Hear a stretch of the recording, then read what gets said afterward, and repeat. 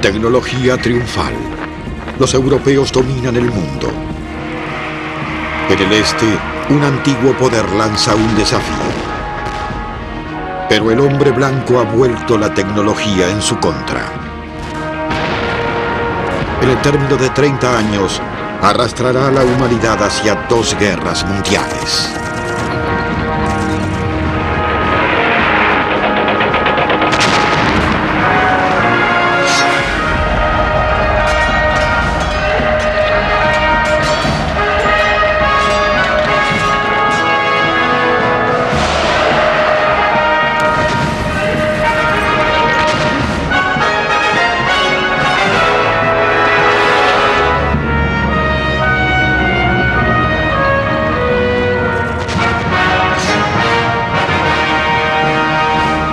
Guerra y civilización.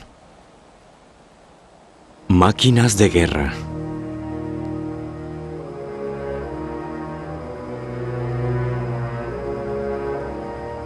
Montana, 1876. Los Sioux y los Cheyenne del norte acampan en el río Little Big Horn bajo el mando de sus jefes, Sitting Bull, Crazy Horse y Gull. Para el gobierno de los Estados Unidos, los indios de las planicies norteamericanas obstaculizan la expansión hacia el oeste. La misión del ejército es abrirle el camino al hombre blanco hasta el Pacífico.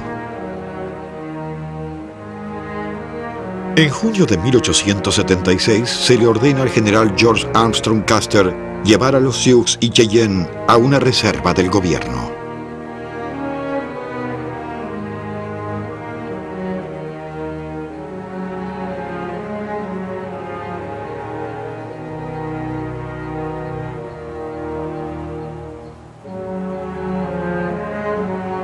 En la mañana del 25 de junio, los exploradores Crown Indian de Custer reportan una aldea india de 7,000. Al menos 2,000 de ellos son guerreros.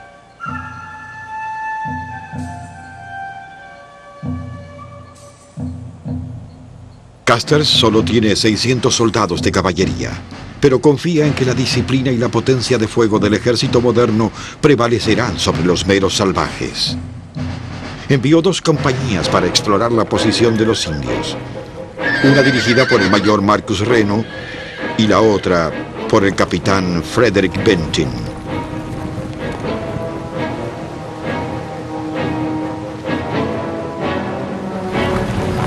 Al cruzar el Little Big Horn, la columna de Reno de 140 fue atacada por una fuerza mayor de indios, entre ellos un joven Cheyenne llamado Wooden Leg. Disparé 4 tiros con mi revólver de 6 tiros. No sé si alguna de mis balas hizo daño. Vi como un Sioux clavaba una flecha en la parte posterior de la cabeza de un soldado. Otra flecha le dio en el hombro. Cayó de su caballo al suelo. Reno se desplegó desordenadamente por el río, perdiendo casi a la mitad de sus hombres. Los indios se dirigieron río abajo, esperando interceptarlo.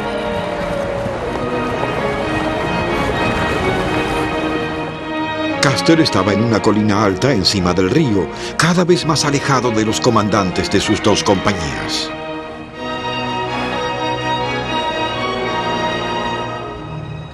Más lejos, río arriba, la compañía de Benton buscaba indios. Como no vieron ninguno, regresaron hacia el río. Benton y Reno unieron las fuerzas. Para ese entonces habían perdido completamente el contacto con Custer. Desconociendo la posición de Reno y Benton, Custer decidió atacar por su cuenta.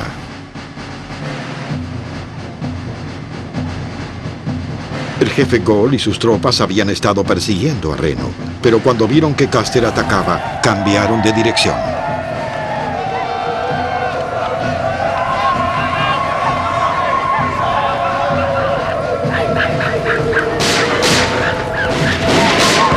Custer garabateó una nota breve y envió un mensajero. Benton, ven, gran aldea, rápido, trae gente.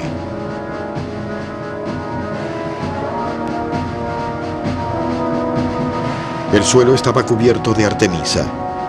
Para los indios era fácil esconderse.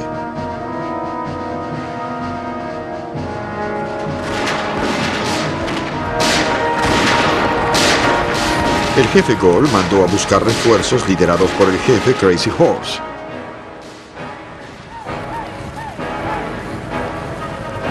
Custer se dio cuenta demasiado tarde de que los sobrepasaban mucho en número. Benteen no venía. Debía hacerlo solo.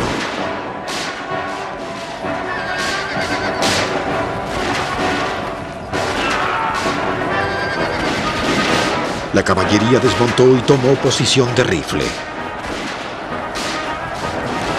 Los indios atacaron a caballo y a pie. Los que estaban a pie se arrastraron sin ser vistos hacia Custer. Wooden Leg estaba entre ellos. Todo el tiempo los indios podían ver dónde estaban los soldados, porque los blancos estaban mayormente sobre una colina y sus caballos estaban con ellos. Pero los soldados no podían ver a nuestros guerreros, ya que habían dejado los caballos y se arrastraban en los badenes por la Artemisa. En pocos minutos, los guerreros rodearon a los soldados. El jefe Lame White Man gritó: «¡Vamos! ¡Podemos matarlos a todos!». Enseguida, todos los blancos enloquecieron. En lugar de dispararnos a nosotros, apuntaron las armas hacia ellos mismos. Casi antes de que podamos alcanzarlos, se murieron todos. Ellos mismos se mataron.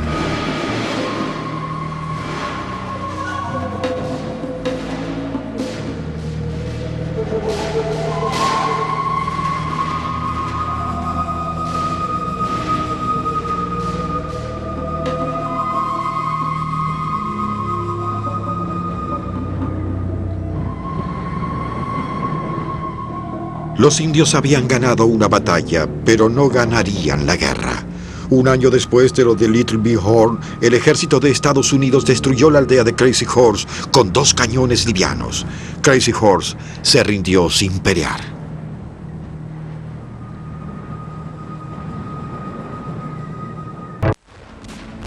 Febrero de 1904. Barcos torpederos japoneses lanzaron un ataque sorpresa contra Rusia, destruyendo casi la mitad de su flota. Sin advertencia, sin una declaración de guerra, simplemente un deliberado y devastador acto de agresión.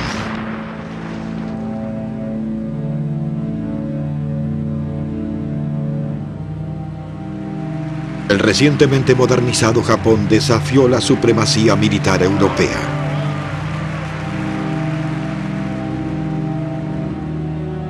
Port Arthur era el único puerto de Rusia sin hielo en todo el año en el lejano oriente.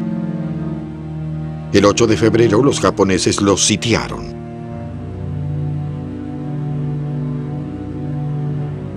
Con el bloqueo de Port Arthur, los refuerzos navales rusos que navegaban desde Europa no tendrían ninguna base.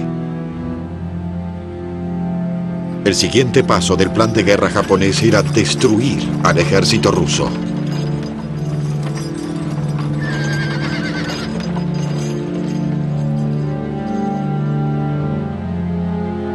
El ejército japonés de 283.000 hombres se enfrentó al ejército ruso de 4,5 millones.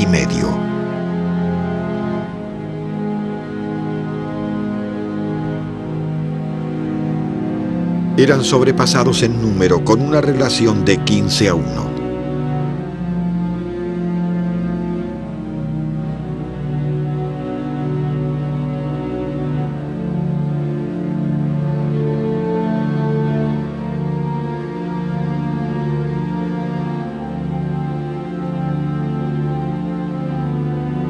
A pesar de las numerosas bajas, los japoneses siguieron con el sitio de Port Arthur.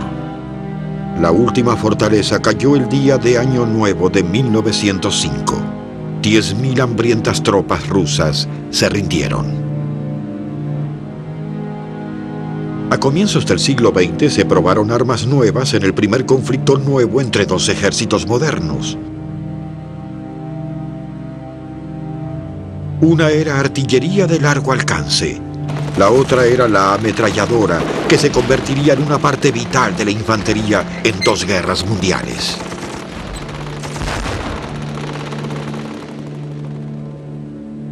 Los japoneses pelearon valientemente. Sufrieron 59.000 bajas en Port Arthur, comparadas con las 31.000 rusas. Japón era una fuerza para tener en cuenta.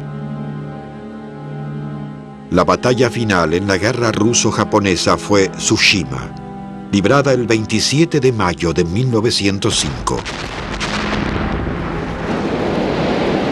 Fue la batalla naval de aniquilamiento más grande desde Trafalgar, un siglo atrás.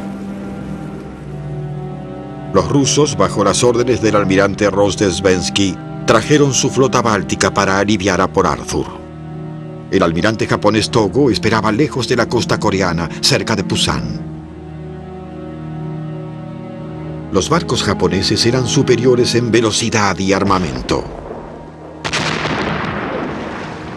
Luego de 2 días de lucha, 2/3 de la flota rusa fueron hundidos y todos los barcos restantes, excepto 3, capturados. El impacto en la opinión occidental sobre la derrota rusa por parte de los japoneses fue sorprendente. Los europeos y los norteamericanos habían reconocido desde hacía tiempo, por su contacto con los japoneses, que ellos no eran un pueblo asiático como otros. Tenían una unidad y una disciplina extraordinarias. Pero sin embargo, la habilidad que tenían, luego de solo 50 años de contacto con la tecnología occidental, no solo para usarla, sino para crear tecnología al estilo occidental, fue una sorpresa alarmante para el occidente.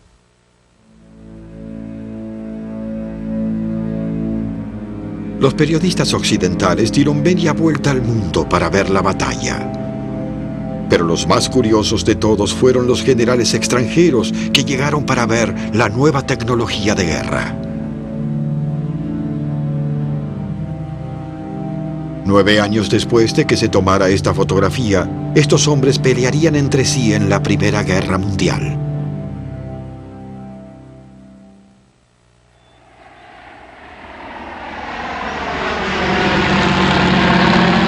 El 21 de agosto de 1914, 3 aviones de la Fuerza Aérea Real Británica localizaron una caballería alemana que se dirigía hacia el pueblo minero belga de Mons.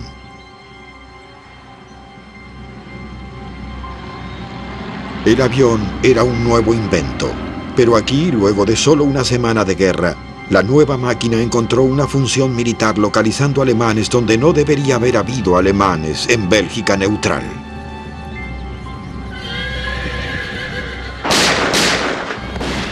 Al día siguiente, los británicos respondieron. Los soldados de caballería de la Cuarta Guardia de los Dragones atacaron a los cuirassí alemanes, matando a varios con sus espadas y persiguiendo al resto hasta que se toparon con un batallón de fusileros alemanes en bicicleta.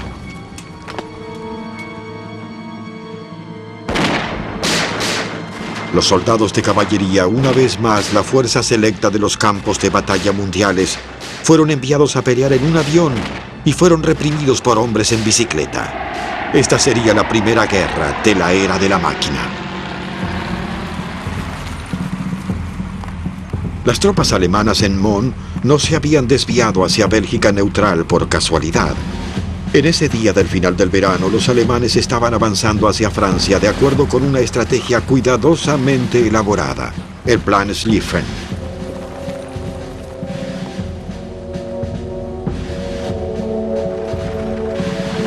El Plan Schlieffen estaba dirigido a 2 enemigos potenciales de Alemania, Rusia y Francia, y se basaba en 2 suposiciones. Una, los rusos necesitarían 6 semanas para colocar un ejército en el campo, y 2, 6 semanas eran suficientes como para derrotar a Francia. Para un ataque repentino y decisivo contra Francia, la clave era la sorpresa. La sorpresa era que Francia no esperaba un ataque por Bélgica neutral. El ejército alemán avanzó por Bélgica y se preparó para invadir Francia. Como todo sucedía según lo programado, el Estado Mayor alemán confiaba que la guerra terminaría para Navidad. Lo que no sabía era que el mariscal de campo Sir John French, comandante en jefe de la Fuerza de Expedición Británica, había desplazado sus tropas inadvertidamente justo hacia el camino del primer ejército alemán.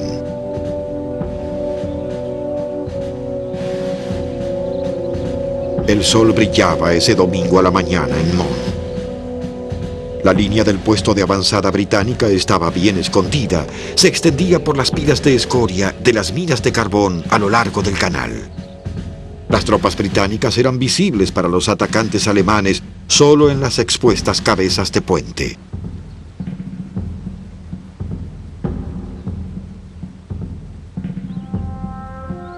Fue aquí donde la guerra vería uno de los primeros actos de valor. Una sección de los fusileros reales, bajo las órdenes del teniente Morris Deas, defendía uno de los puentes más vulnerables de Mons. El soldado Godley vigilaba el puente mismo. Durante el tiempo que estuve en el puente, antes de que comenzara la verdadera acción, un niño y una niña vinieron al puente y me trajeron algunos panecillos y café. Estaba disfrutando mucho de los panecillos y el café y hablaba con los niños lo mejor que podía. Y los alemanes comenzaron a bombardear. Así que les dije a los pequeños, mejor se arrojan al suelo ahora, si no, podrían resultar lastimados.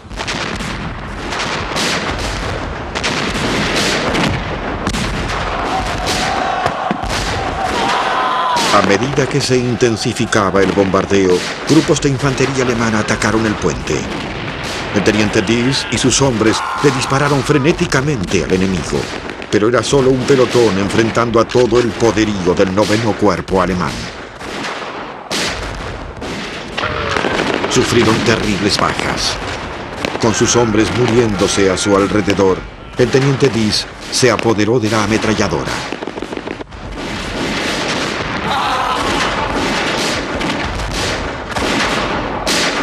Poco después lo mataron. Ahora todo dependía del soldado Godley. Continuamos hasta la noche, cuando se dio la orden de retirar la línea. Luego me pidieron que me quedara y que mantuviera la posición mientras se realizaba la retirada, y así lo hice, a pesar de que me hirieron de gravedad varias veces. Pero logré continuar. Luego estuve solo al final de la acción. El teniente primero Deas yacía muerto a mi lado.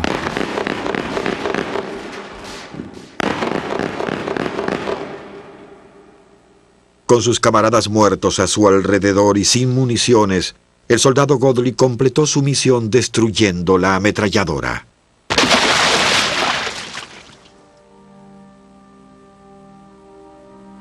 La valentía de su unidad permitió que toda la línea británica se retirara a salvo. El soldado Godley fue tomado prisionero, el único sobreviviente de la acción. Él y el teniente Deas fueron condecorados con la Cruz Victoria, la mayor condecoración británica a la valentía.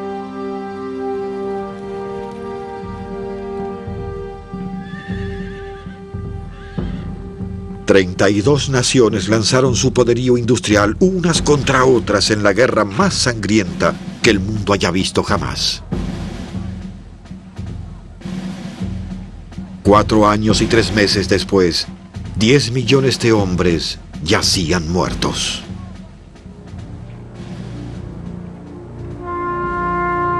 Al igual que los alemanes, los británicos que murieron en Mons en agosto de 1914 esperaban estar en casa para Navidad.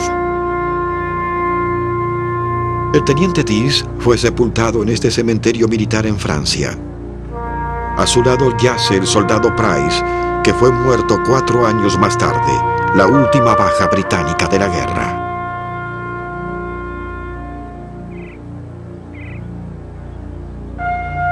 El teniente Deas nunca conoció el gas mostaza, la guerra de trincheras, los submarinos, los tanques ni los aviones de caza. Para el soldado Price, que yacía a su lado, esas cosas ya eran historia.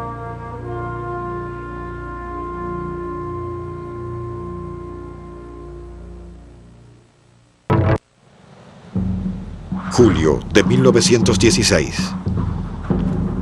La Primera Guerra Mundial oprime. cada vez convocan a más hombres al frente. Para mantener el abastecimiento, Gran Bretaña recluta batallones de compañeros, jóvenes que se conocen de la oficina o de la fábrica, del equipo de fútbol o del pueblo natal. Los británicos reclutaron de esta manera deliberadamente. Esperan que la camaradería existente les ayudará a sus tropas a enfrentar los horrores de lo que vendrá, la batalla del Somme. Cuando los batallones de compañeros llegaron a Francia, las trincheras del frente occidental ya se extendían más de 800 kilómetros desde el Mar del Norte hasta Suiza.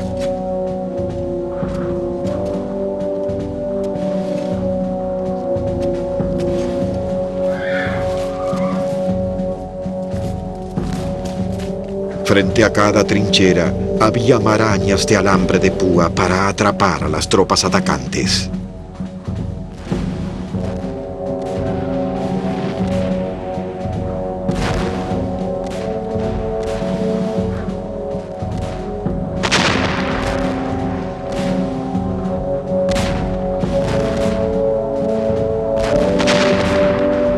Ametralladoras que disparaban 600 proyectiles por minuto cubrían cada metro de suelo frente al alambre de púa.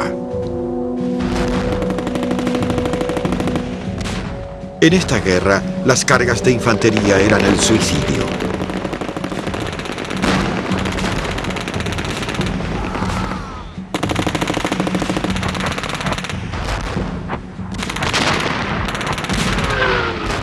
Este no fue el rápido y decisivo conflicto que el Estado Mayor alemán predijo. En cambio, se parecía a la Guerra Civil norteamericana, una larga guerra de desgaste y matanza. Para 1916, el número de muertos alcanzaba ya los millones. Luego, el general británico Sir Douglas Hay desarrolló un plan para terminar el sangriento estancamiento, lanzando un gigantesco ataque por el río Somme. El plan era simple. Se lanzaría la mayor cantidad de proyectiles en el bombardeo de artillería más grande para agujerear los alambrados y las trincheras alemanas. Luego, las tropas británicas caminarían hacia allá para tomar lo que quedaría de las posiciones alemanas. Esa era toda la teoría. Para llevar esta teoría a la práctica, los británicos se organizaron en una escala industrial. Construyeron un sistema de transporte completo para llevar la artillería al campo de batalla. Al igual que los prusianos en el siglo XIX, usaron el ferrocarril. Y ahora, con la llegada del motor de combustión interna, los británicos podían contar con vehículos de ruedas y de oruga de todos los tamaños y formas posibles para llevar los proyectiles al campo de batalla.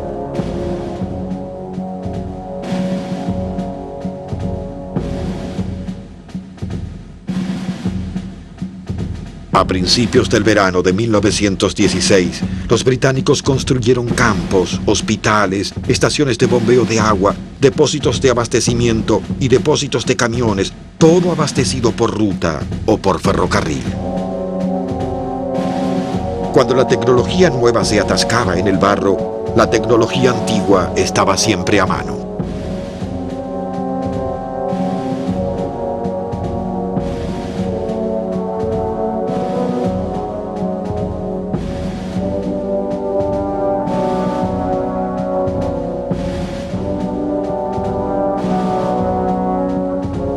En 1815, Napoleón luchó cerca de Waterloo solo con 20.000 proyectiles de artillería.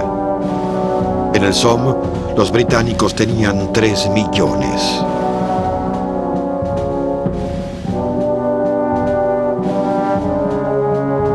Amanecer del 26 de junio de 1916, comenzó el bombardeo.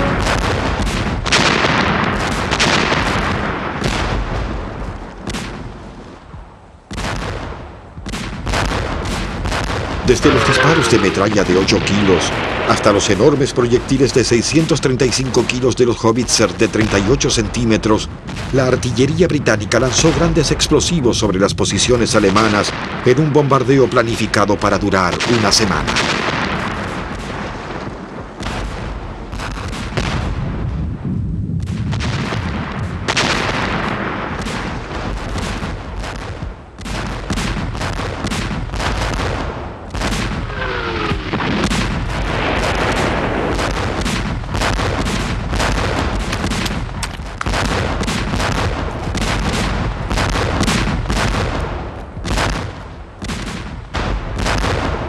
El día 2, usaron una nueva y terrible arma, gas venenoso.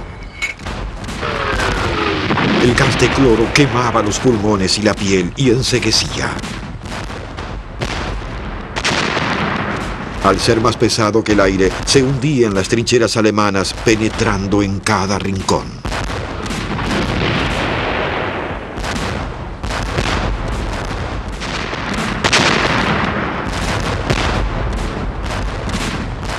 El bombardeo británico duró 7 días.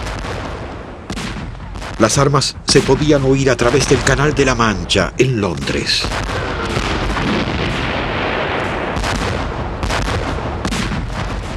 El 8º día las armas se silenciaron.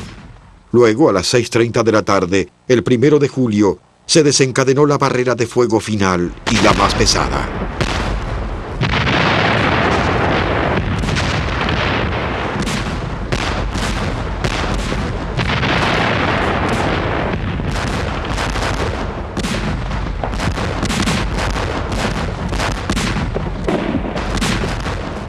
El soldado Frank Hawkins, de los fusileros de la Reina Victoria, observó cómo desaparecía el área boscosa frente a él. Árboles enteros fueron arrancados de raíz y despedidos por el aire, y todo el bosque quedó en llamas. Mientras observaba la destrucción, le dieron al soldado Hawkins una copita de ron. De pronto, las armas cesaron. El silencio reinaba en las trincheras.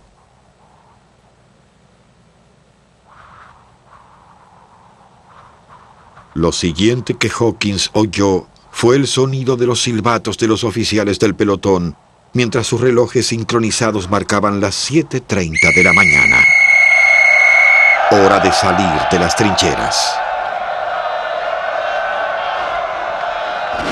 Por un frente de 32 kilómetros de largo, 200.000 soldados británicos escalaron los costados para salir de sus trincheras y se dirigieron a través de tierra de nadie hacia los alemanes.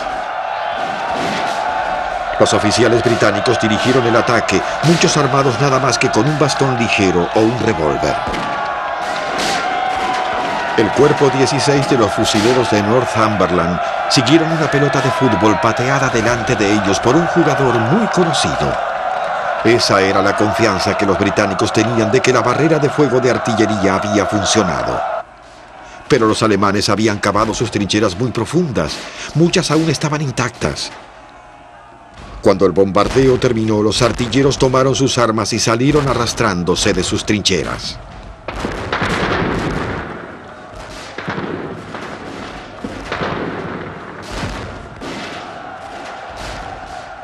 A través del terreno abierto y ligeramente ondulado de la tierra de nadie, los británicos caminaron por una tormenta de balas. Oleada tras oleada eran abatidos. Algunos morían en el instante en que asomaban la cabeza por encima de sus propias trincheras. Otros eran cortados en pedazos a medida que tropezaban con el alambrado alemán.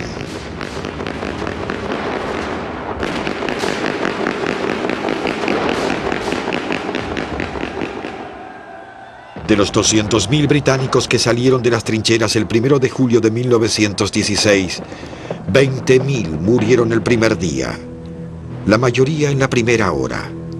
40.000 resultaron heridos. Las bajas fueron en una proporción mayor a 1 en 3.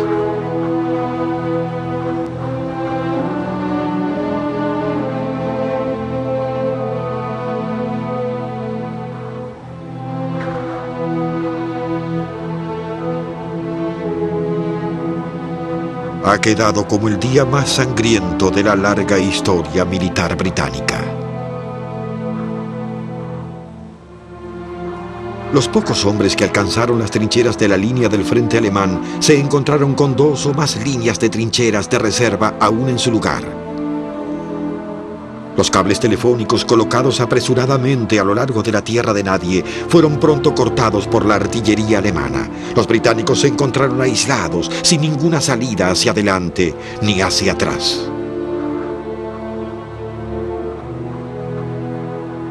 Unos pocos sobrevivientes se esforzaron por regresar a las líneas británicas. Detrás de ellos, en la tierra de nadie, los gritos de los heridos llenaban el aire. No pudieron ser recogidos hasta 3 días más tarde, el 4 de julio. Para entonces, la mayoría había muerto.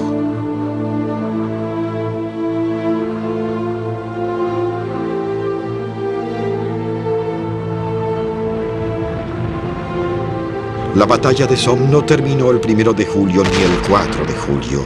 Duró hasta el 18 de noviembre. Luego de 4 meses, ningún bando había ganado más que unos pocos metros.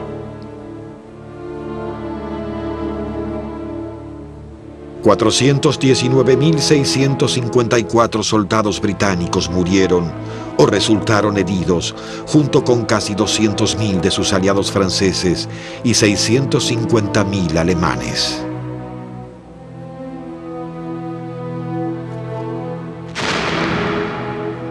Se lanzaron millones de proyectiles, pero el estancamiento seguía intacto.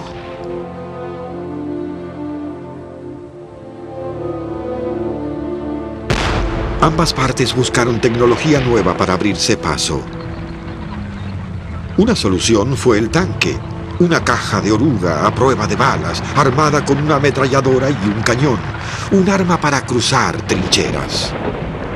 Este tanque era lento y poco confiable, pero aquí estaba el futuro de la guerra terrestre.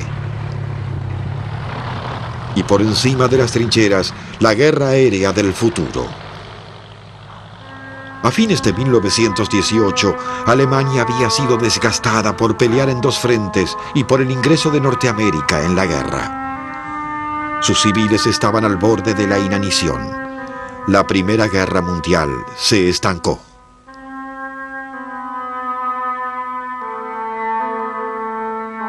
En todos los bandos, el índice de bajas en la infantería fue del 200 e incluso del 300%. Los enormes ejércitos reunidos en el verano de 1914 fueron aniquilados y reemplazados. Fueron aniquilados otra vez y reemplazados nuevamente. Y fueron aniquilados una tercera vez y reemplazados. 10 millones de soldados yacían muertos. 21 millones resultaron heridos.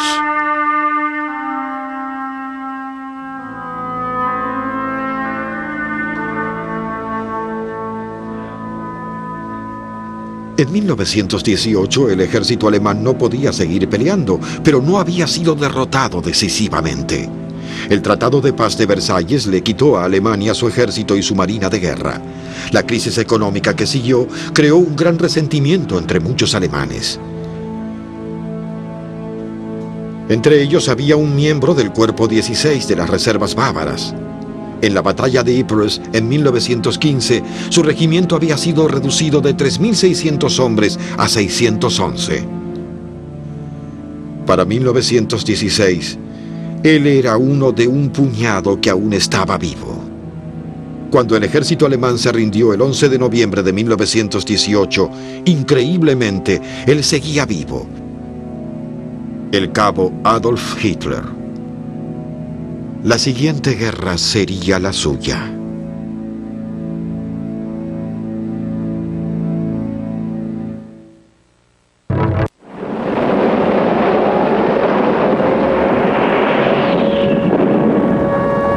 Septiembre de 1940. Londres está en llamas, atacada por la Luftwaffe de Hitler. Arrastrados a la línea del frente por bombarderos alemanes, los londinenses tienen una palabra para el fuego que cae del cielo: el Blitz. Blitz es la sílaba breve de una palabra alemana que el mundo ha llegado a temer: Blitzkrieg, guerra relámpago. La guerra continuará por 6 años, pero nuevas tecnologías de matanza se perfeccionarán a una velocidad vertiginosa. Adolf Hitler había llegado al poder como líder de Alemania en 1933. Terminaría el negocio inconcluso de la Primera Guerra Mundial y lo haría rápidamente. La estrategia sería la guerra relámpago, una Blitzkrieg.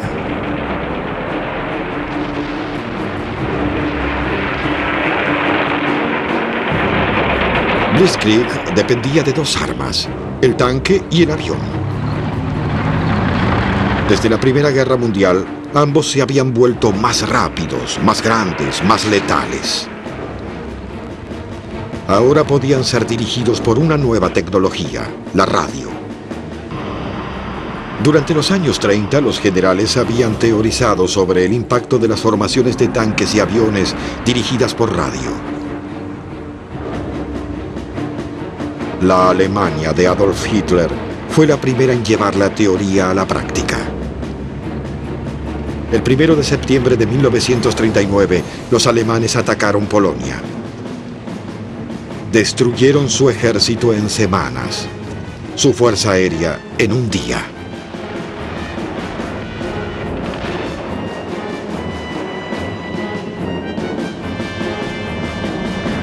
Los aliados de Polonia, Gran Bretaña y Francia le declararon la guerra a Alemania. La Segunda Guerra Mundial había comenzado. Para la primavera de 1940, Alemania había invadido Polonia, Holanda y Bélgica. Ahora, una vez más, se enfrentaban a los británicos y a los franceses en el norte de Francia. Esperando una guerra de trincheras, los franceses habían construido una hilera de fuertes a lo largo de la frontera alemana, la línea Maginot. Estaban listos para pelear, pero los días de la guerra de trinchera habían terminado. Nadie creyó que los tanques podrían atravesarlas, excepto los alemanes. Los aliados tenían un ejército de 2,5 millones, pero estaban en el lugar equivocado. La gran cantidad de tanques alemanes rompieron y atravesaron la línea. Solo les llevó 3 días. Blitzkrieg también introdujo otra manera de vencer al enemigo rápidamente. Haciendo aterrizar paracaidistas detrás de las líneas enemigas en Holanda, los alemanes explotaron aún más el potencial de guerra del avión. A medida que los tanques avanzaban hacia la costa del canal, dividieron a los ejércitos de Francia y Gran Bretaña en 2.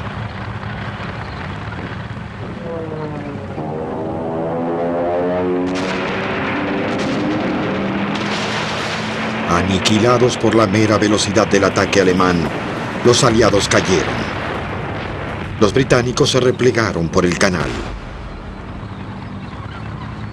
Los franceses se rindieron en Compiègne, en el mismo vagón de tren donde Alemania había firmado la rendición que terminó la Primera Guerra Mundial. La Blitzkrieg había triunfado. El avión y el tanque tenían la supremacía. París era de Hitler.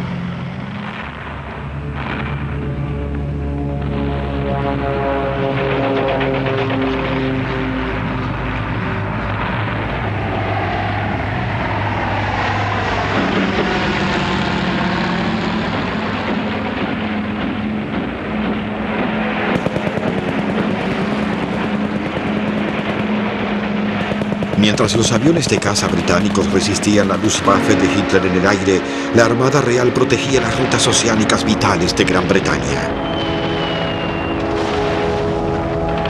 Y en ese momento, la Segunda Guerra Mundial se trasladó a los mares del mundo. Con radares y aviones, Gran Bretaña libró una desesperada batalla en contra de los submarinos alemanes en el Atlántico.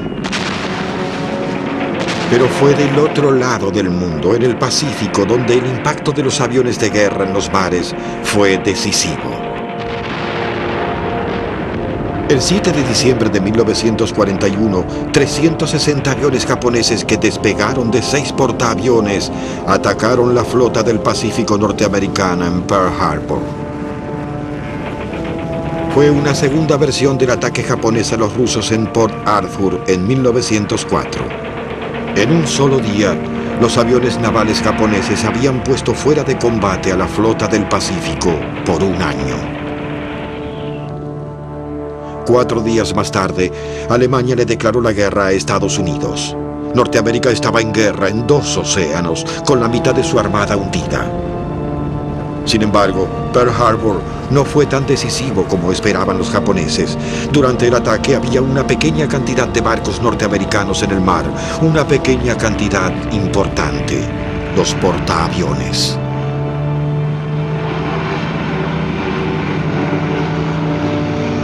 Fue un toque de suerte que los japoneses lamentarían de por vida.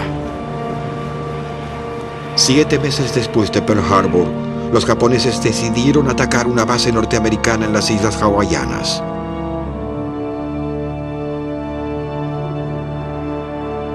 La isla se llamaba Midway.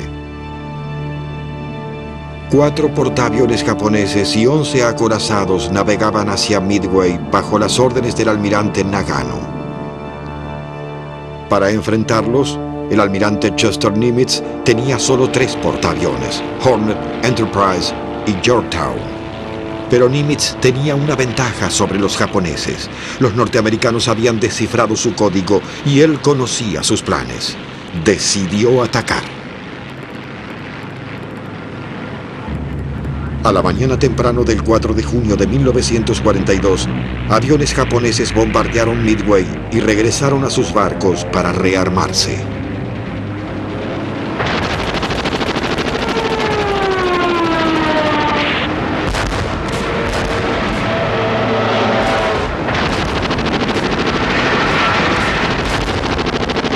Mientras lo hacían, los norteamericanos lanzaron sus aviones de bombardeo en picada y sus torpederos. Era una mañana brumosa en el Pacífico. Los aviones bombarderos norteamericanos perdieron el rumbo. Solo los aviones torpederos encontraron su objetivo. Mientras los bombarderos norteamericanos iban en picada para atacar, los aviones japoneses los derribaron antes de que pudieran dar en algún blanco. Nagano estaba seguro de que los norteamericanos habían sido derrotados. Pero la batalla no había terminado. A las 10:30 de la mañana, 36 aviones de bombardeo en picada norteamericanos encontraron los portaaviones japoneses. Con todos sus aviones cargando combustible y rearmándose en cubierta, los japoneses eran blancos perfectos. Los bombarderos del Enterprise fueron al ataque. Las cubiertas de aterrizaje de los portaaviones japoneses estaban llenas de bombas y de combustible. El resultado fue devastador.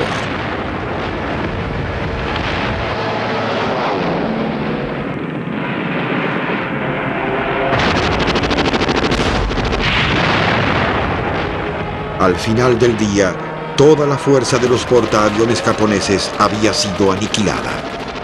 Los norteamericanos habían perdido un portaaviones, el Yorktown. Ese día, Japón comenzó a perder la guerra. Midway cambió la guerra en el mar. Al igual que la guerra en tierra, la guerra naval ahora dependía del poderío arrollador en el aire. Por 3 largos años, Gran Bretaña y Norteamérica pelearon en el mar y en el aire. Pero no lucharon solos. Tenían un aliado que perdería más hombres que Gran Bretaña y Norteamérica juntas y multiplicado por 10, la Rusia soviética. El 22 de junio de 1941, 3 millones de tropas alemanas invadieron la Rusia soviética en la Operación Barbarossa el ataque en tierra más grande de la historia.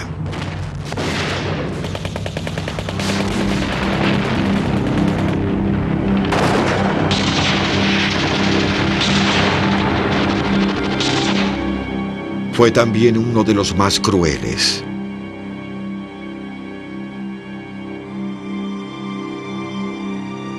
Hitler consideraba a la gente de Europa Oriental como Untermenschen, infrahumanos, desmerecedores de vida.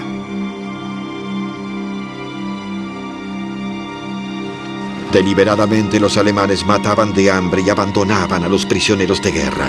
3,5 millones murieron en cautiverio. Cuando los nazis fueron al este, reunieron a los judíos de todos los pueblos que invadieron. Fueron sacados a la rastra de sus casas, fueron golpeados, apiñados en guetos. Para un pueblo que despreciaba, Hitler tenía un particular destino en mente: la solución final.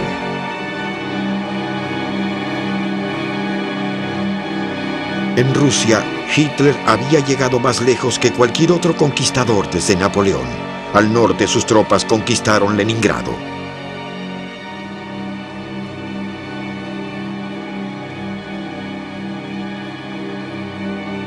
Y al sur, quedaron fuera de una ciudad cuyo nombre viviría en la historia de las guerras: Stalingrado.